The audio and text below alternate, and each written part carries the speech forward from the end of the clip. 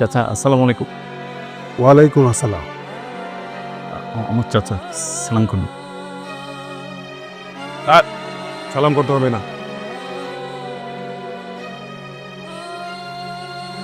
চাচা, আমার বউ, আমি ওকে বিয়ে করছি। তো বিয়ে করেছিস, ভালো কথা। এখানে কি?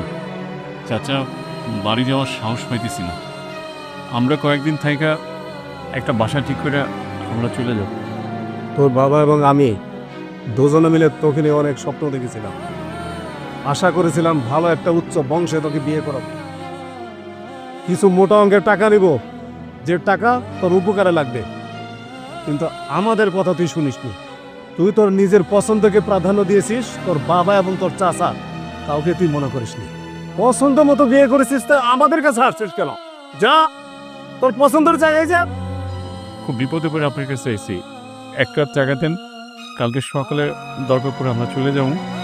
তুই যদি একা আসতি তাহলে হয়তো তোকে আমি এখানে জায়গা দিতাম, কিন্তু দুইজন যেহেতু এসেছিস, তোদেরকে আমি এখানে জায়গা দিতে পারি না। আর তোদের দুজনকে থাকতে দিয়ে আমি কি আমার ভাইয়ের কথা শুনবো? আমার পক্ষে সম্ভব না। অন্য কোথাও গিয়ে চেষ্টা কর বাপু, যা। ঠিক আছে, চলো।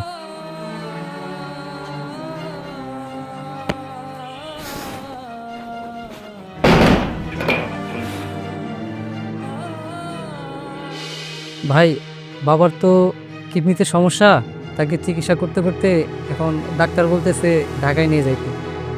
তো ঢাকাতে তো আমার পরিচয় কেউ নাই, তো ভাবলাম আপনার বাসায় উঠি।